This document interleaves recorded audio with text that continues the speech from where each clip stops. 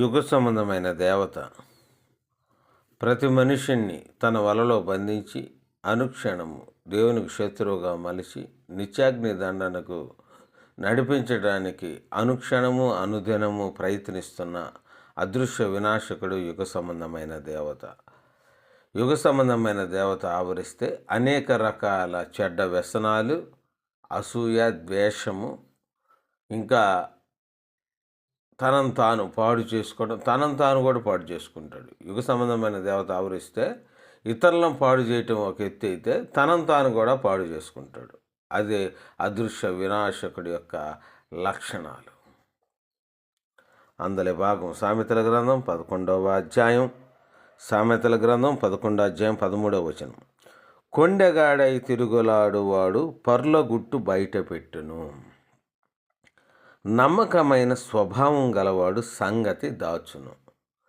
కొండెగాడై తిరుగులాడువాడు పరుల గుట్టు బయట పెట్టును, నమ్మకమైన స్వభావం గలవాడు సంగతి దాచును. నమ్మకమైన వాడు ఎవరు గుట్టైనా దాచిపెడతాడట. నమ్మకంగా ఉండేవాడు ఇతరుల గుట్టును దాచిపెడతాడంట. దాని ఉద్దేశం ఏంది? ఇగో ఇంటింటికి తిరిగి ఓళ్ళ మీద తిరిగి ఇంక చెప్పడని. కానీ ఈ జాబితాలో చాలామంది ఉంటారు.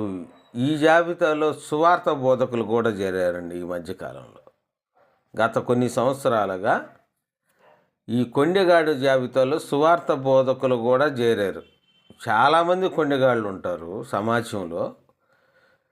ఈ చాలామందిలో సువార్త బోధకులు కూడా కొండెగాడులై తిరుగులాడుతూ పరిగెత్తున్నారు దేశం మీద. ఎలానో తెలుసా మీకు? చూడండి, కొండెగాడై తిరుగులాడువాడు పర్లో గుట్టు బయట పెట్టును. ఇతరుల గుట్టు బయట పెడతా ఉంటారు ఈ సేవకులు. ఎక్కడో కాదు, సువార్త సభలలో బయట పెడతారు.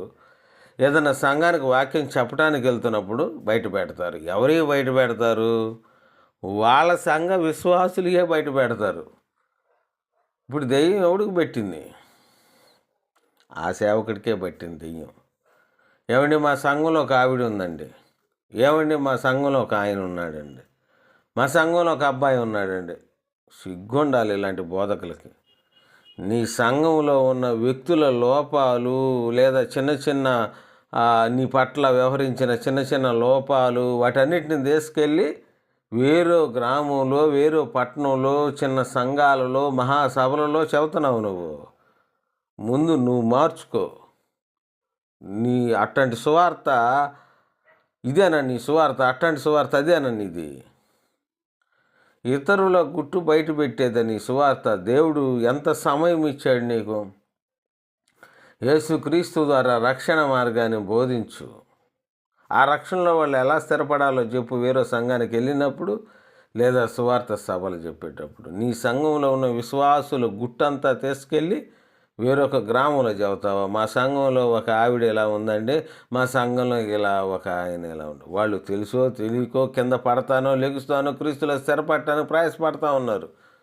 తెలుసో తెలియక అప్పుడు అలా ఉండొచ్చు. నీ దగ్గరికి వచ్చినాక దేవుని మాట్లాడినాక సరిదిద్దుకుంటానికి ప్రయత్నాలు చేయవచ్చు.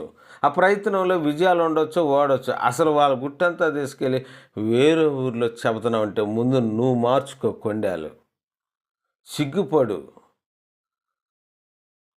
ఇదే నీ సువార్త? ఇలాంటి సన్నాసులందరూ ఎక్కువేరండి. సన్నాసులండి వీళ్ళందరూ. పనికి మాలిన వేధవులండి వీళ్ళందరూ కూడా. వాళ్ళ సంఘంలో విశ్వాసులు అంటే ఎవరు? అతని కుటుంబమే. అతని కుటుంబం. ఏ ఇంటికైనా వెళ్ళండి విశ్వాసులు, వాళ్ళ లోపాలు ఎత్తుక్కోబాకు. ఏ ఇంటికైనా హౌస్ విజిటింగ్కి వెళ్తావు, వాళ్ళ లోపాలు ఎతకబాకు. వాళ్ళ గురించి ప్రార్థన చేయి, మంచి చెప్పు.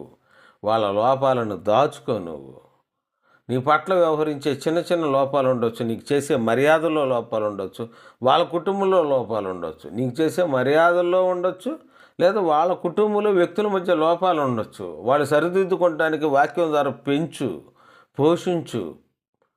వాళ్ళు సరిదిద్దుకునే అవకాశాలు ఇయ్యి. వాక్యంతో వాళ్ళని బోధించి వారిని పెంచి వాళ్ళు సరిదిద్దుకొని ఉన్నతంగా బ్రతకటానికి అందుకు అనుకూలమైన వాక్యాలు సంఘంలో చెప్పు. వ్యక్తిగతంగా కలిసినప్పుడు చెప్పు. నువ్వు ఈ చెప్పని చేత కాదు నీకు. హౌస్ విజిటింగ్కి వెళ్తే వాళ్ళ కుటుంబంలో ఉన్న సఖ్యత, వాళ్ళు ఎలా కలవాలో అందుకు అనుగుణంగా వాక్యం చెప్పి ప్రార్థన చేసి వద్దామని తెలీదు. వాళ్ళ లోపల ఆమె ఏం చేస్తుందా? నేను వెళ్ళానండి హౌస్ విజిటింగ్కి, మా సంఘంలో ఒక ఆవిడ ఉందండి, అంతలోకి ఆమె ఈ పని చేస్తానండి, అంతలోకి ఆయన ఈ పని చేస్తాడు. మా సంఘంలో ఒక అబ్బాయి ఉన్నాడు, నేను వాళ్ళ ఇంటికి వెళ్ళానండి, ఆ అబ్బాయి అంతలోకి ఈ పని సిగ్గు లేదు? ఇలాంటి బోధ చేస్తున్నావు నువ్వు ఒక బోధకుడివేనా?